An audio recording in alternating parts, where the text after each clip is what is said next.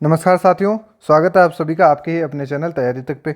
आज अपन देखेंगे आर्टिकल 32 यानी 32। और 32 में क्या है? संवैधानिक उपचारों का अधिकार। आगे बढ़ने से पहले मैं बताना चाहता हूँ आपको कि मेरी एक सीरीज चल रही है जीके 1000 क्वेश्चन, जिसमें पॉलिटी, हिस्ट्री और ज्योग्राफी के जो पिछले एग्जामों में पूछे गए क्वेश्चन है उनकी व्याख्या मैं करवा रहा हूँ। तो ये वीडियो आप ज़रूर देखना।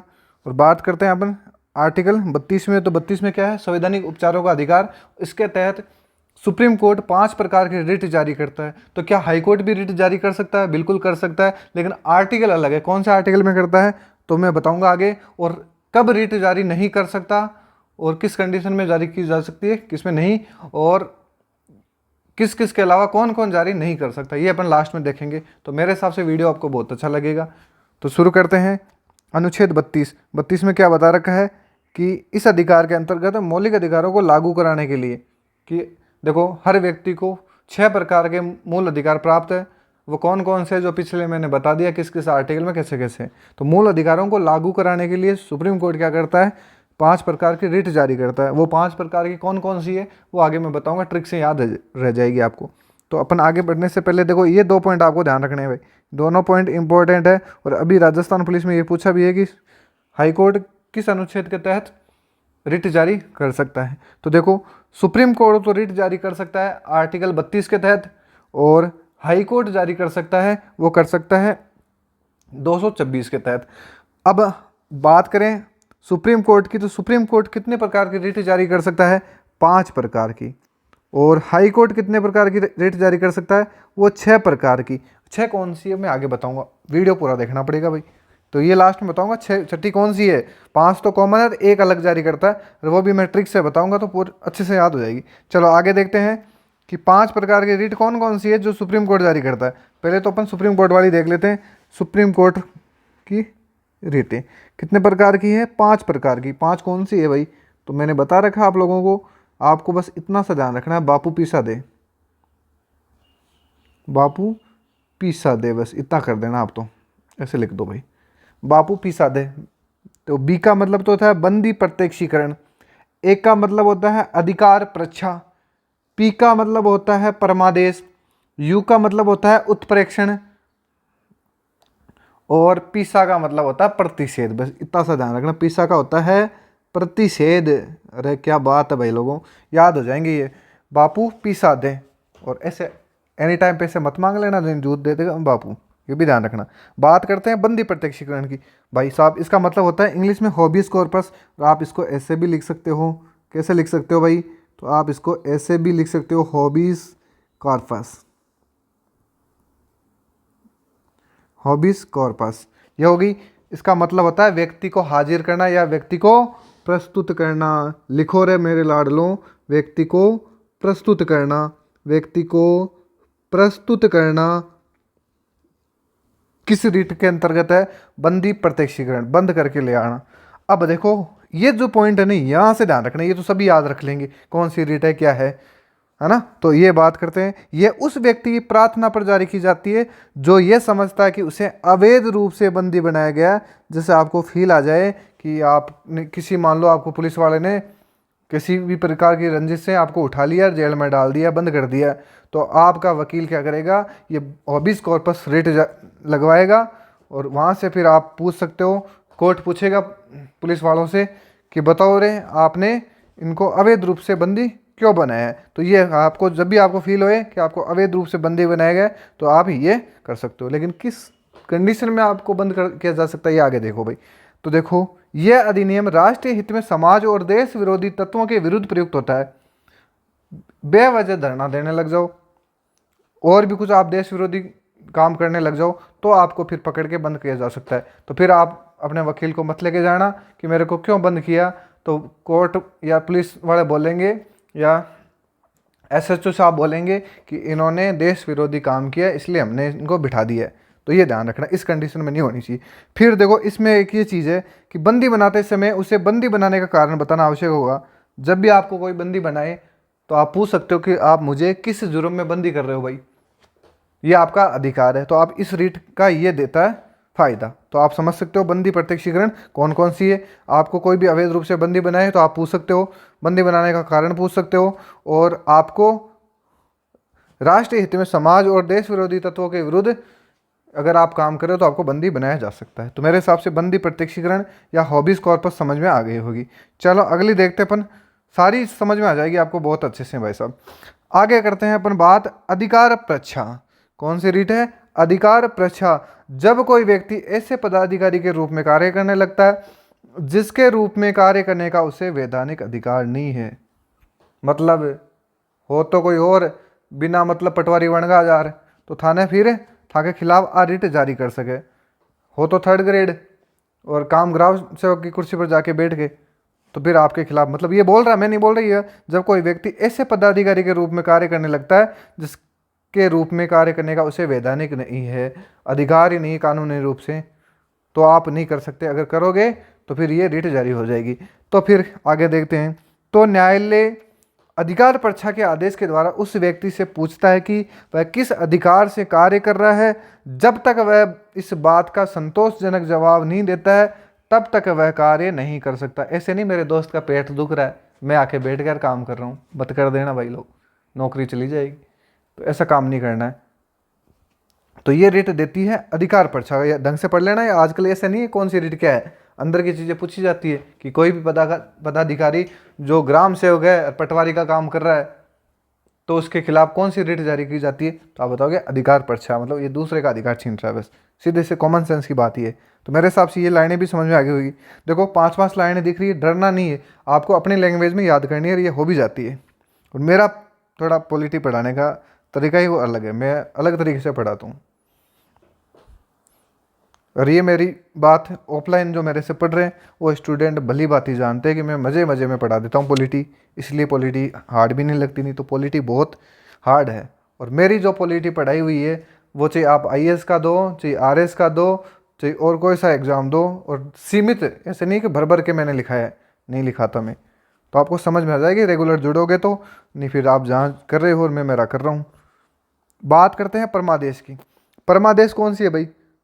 तो आप बता सकते हो, नाम ही परमादेश है। परमादेश लेख उस समय जारी किया जाता है जब कोई पदाधिकारी अपने कर्तव्य का निर्वहन नहीं करता, नौकरी कर रहा है, पेमेंट उठा रहा है, सैलरी आ रही है और वो अपने काम पे नहीं कर जा रहा, घर बैठे बैठे सैलरी ले रहा है, मतलब कोई भी पदाधिकारी अपने कर्तव्य का निर्वहन नहीं करता। परम आदेश, हाथ जोड़ के आदेश, मतलब भाई जी आप थे जो भी लागा, कोई की सीट खराब कर दी और थाने काम करवा की नीत को नहीं, तो थे सीट छोड़ो दूसरा ना बांधो। मेन चीज़ है परमादेश। आप तो ऐसे ध्यान रखें, परम आदेश कि हाथ जोड़ के आदेश निकाल दें कि भाई साहब या तो आप काम कर लो या सीट छोड़ दो। तो समझ गए होंगे मेरे हिसाब से भी कि जब कोई पदाधिकारी अपने कर्तव्य का निर्वहन नहीं करता है तो उसके खिलाफ ये परमादेश की रिट जारी की जाती है। चलो आगे देखते हैं अपन उत्प्रेक्षण। अपनी ट्रिक थी, मैं फिर बता देता हूँ आपको। 5 रिटें हैं, 5 कौन सी है? बापू पिसा दे, तो ये होगी। तो अपने चौथे नंबर वाली रिट है वह है उत्प्रेक्षण। कौन सी है? उत्प्रेक्षण। और वह है इसके द्वारा अधीनस्थ न्यायालयों को यह निर्देश दिया जाता है कि वह अपने पास लंबित मुकदमों के निपटारे या न्याय निर्वहन के लिए वरिष्ठ न्यायालय को भेजे। समझ गए होंगे? यानी अधीनस्थ न्यायालय कौन हो गया? देखो सुप्रीम कोर्ट का अधीनस्थ न्यायालय हो गया हाई कोर्ट, और हाई कोर्ट का अधीनस्थ न्यायालय हो गया डिस्ट्रिक्ट कोर्ट। मतलब हाई कोर्ट में कोई मामले मुकदमे पेंडिंग चल रहे हैं, काम हो नहीं रहा, सुप्रीम कोर्ट को पता चल गया कि भाई साहब काम नहीं कर रहे, तो ये बताएंगे इनको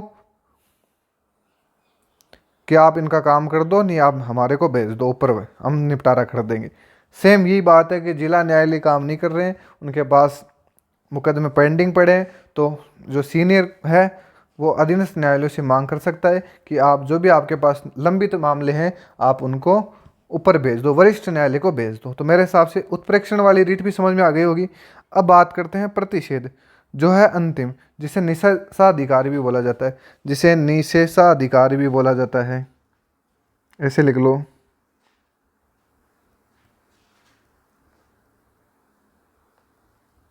यह है 5वीं रीट। चलो प्रतिषेध लेख इसका नाम है। यह रीट उच्चतम न्यायालय और उच्च न्यायालय द्वारा निम्न न्यायालयों को उस स्थिति में जारी की जाती है जब निम्न न्यायालय अपने क्षेत्राधिकार से बाहर उस शक्ति का प्रयोग करते हैं जो उसे वैधानिक रूप से प्राप्त नहीं है। मतलब जो काम उनको दिया गया है या जो काम उनके दायरे में नहीं आता उससे ही बढ़कर कोई काम कर रहे हैं बीच में जाके, तो वो फिर इनके खिलाफ जारी की जा सकती है। किसके? निम्न। जैसे कई सुनवाई ऐसी होती है जिनको मान लो, एक तो है हाई कोर्ट, जैसे मैं आपको समझा देता हूँ। हाई कोर्ट, एक है डिस्ट्रिक्ट कोर्ट। कुछ मामले ऐसे आ जाते हैं जिनको इन डिस्ट्रिक्ट कोर्ट वालों को अधिकार नहीं है कि वो उनके पर सुनवाई करे, लेकिन वो ये मान लो कुछ भी ऐसा हो जाए, उनके जानकार हो या पैसे का लालच आ जाए, और वो इन मामलों पर ये डिस्ट्रिक्ट कोर्ट वाले उस पर कार्रवाई करे, तो उस स्थिति में हाई कोर्ट क्या करेगा? प्रतिषेध लेख के या निषेधाधिकार रिट के तहत उनको बोलेगा कि आपके क्षेत्राधिकार में नहीं आते ये मामले, आप हमें भेजो या आप इसको क्लोज कर दो। तो बात समझ में आ गई होगी। ये 5 प्रकार की रिट है।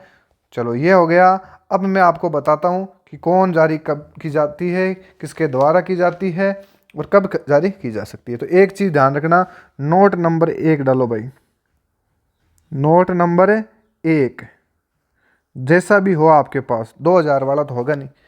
देखो, सैनिक कानून लागू होने पर इन रिटों को लागू नहीं करवाया जा सकता। एक चीज़ तो ये ध्यान रखना कि सैनिक कानून, जब सैनिक कानून लागू हो, कानून लागू हो तो रिट नहीं। मैं शॉर्ट में लिख देता हूँ, हालांकि रिट छोटी आएगी, रिट जारी नहीं की जा सकती। मैं शॉर्ट में लिख देता हूँ नो, आप लिख लेना अपने नोट्स में कि सैनिक कानून लागू हो तो उस समय रिटें जारी नहीं की जा सकती। दूसरी चीज़ कि देखो, मैंने आपको लिखाया था, एक तो है आर्टिकल 32, एक आर्टिकल लिखा है 226। देखो, इसमें तो जारी करता है सुप्रीम कोर्ट। कितने प्रकार की? आप बताओगे 5 प्रकार की। वो 5 प्रकार की कौन सी है? तो वो 5 प्रकार की ये है, मैंने लिखा दिया आपको, बार बार नहीं बोलूँगा भाई, ठीक है। अगली है 226। आर्टिकल 226 में कौन रिट जारी करता है? तो आप बताओगे हाई कोर्ट जारी करता है। कितनी जारी करता है? कि सर ने बताया 6 जारी करता है। हालांकि आपने 5 ही पढ़ रखी होगी, लेकिन 6 जारी करता है। कौन कौन सी? तो देखो, यहाँ आपने क्या बोला? बापू पीसा दे, ठीक है, तो बापू से पीसा मांग लिया। यहाँ बापू क्या करेगा? ये बापू से पीसा मांग लिया, और बापू पीसा नहीं देके क्या देगा? इंजेक्शन देगा, इंजेक्शन, ठीक है। यहाँ लिख देता हूँ मैं, इंजेक्शन रिट, इंजेक्शन रिट। केवल हाई कोर्ट कौन सी रिट जारी करता है? Injection writ. यह केवल हाई कोर्ट ही जारी करता है। और क्यों जारी करता है? अंतरिम राहत देने के लिए। अंतरिम, ये भी समझ गए होंगे, अंतरिम राहत देने के लिए, अंतरिम राहत देने के लिए। सीधी सीधी लॉजिकली बता सकते हो, इंजेक्शन लगेगा तो अंदर से राहत मिलेगी ना। अंतरिम का मतलब आंतरिक राहत। तो आंतरिक राहत देने के लिए हाई कोर्ट कौन सी रिट जारी करता है? वो करता है इंजेक्शन रिट। सुप्रीम कोर्ट 5 प्रकार की रिट जारी करता है, हाई कोर्ट 6 प्रकार की रिट जारी करता है। 6 कौन सी? तो सुप्रीम कोर्ट वाले हो जाएगी बापू पीसा दे, और यहाँ बापू पीसा नहीं दे के क्या देता है? इंजेक्शन देता है। तो ये 6ठी रिट हो जाएगी इंजेक्शन रिट। तो मेरे हिसाब से आपको याद हो गई होगी। अगले में पढ़ेंगे अपन वही, कौन सा आर्टिकल? 36 से 51। कौन सा आर्टिकल? 36 से 51। तो ये भी मेरे हिसाब से आपको बहुत अच्छे से याद हो जाएंगे। अगर आप क्लास में रेगुलर रहते हो तो बिल्कुल भी आपके कन्फ्यूज़न नहीं होगी। सारी पॉलिटी में आपको अच्छे से याद करा दूंगा। कभी कभी फास्ट में कराऊंगा, कभी स्लो में कराऊंगा, कभी प्रैक्टिस कराऊंगा। ऐसे करके आपको सेपरेट नोट्स ज़रूर बना लेने भाई। जो भी स्टूडेंट यहाँ तक अगर वीडियो देख रहा है तो ज़रूर वो पढ़ने वाला ही है। तो उसको मैं एक काम की बात बता देता हूँ। मेरी आदत है, कोई तो काम की बात पहले बताते हैं और मैं लास्ट में बताता हूँ। क्यों? क्योंकि मेरे को पसंद है पढ़ने वाले लड़के। तो बात करते हैं अपन, देखो सिलेक्शन। सिलेक्शन कैसे होगा?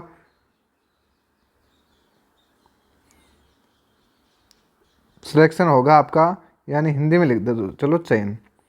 चयन कैसे होगा? ठीक है, चयन कैसे होगा? तो चयन इस तरीके से होगा कि आपको पहले तो पूरा सिलेबस पढ़ना है, ठीक है। सिलेबस पढ़ लिया आपने, सिलेबस के अकॉर्डिंग आपने नोट्स बनाए या बुक पढ़ी। बुक तो पढ़ी नहीं जाएगी, नोट्स बनाने अच्छे से। सेपरेट नोट्स हो गए।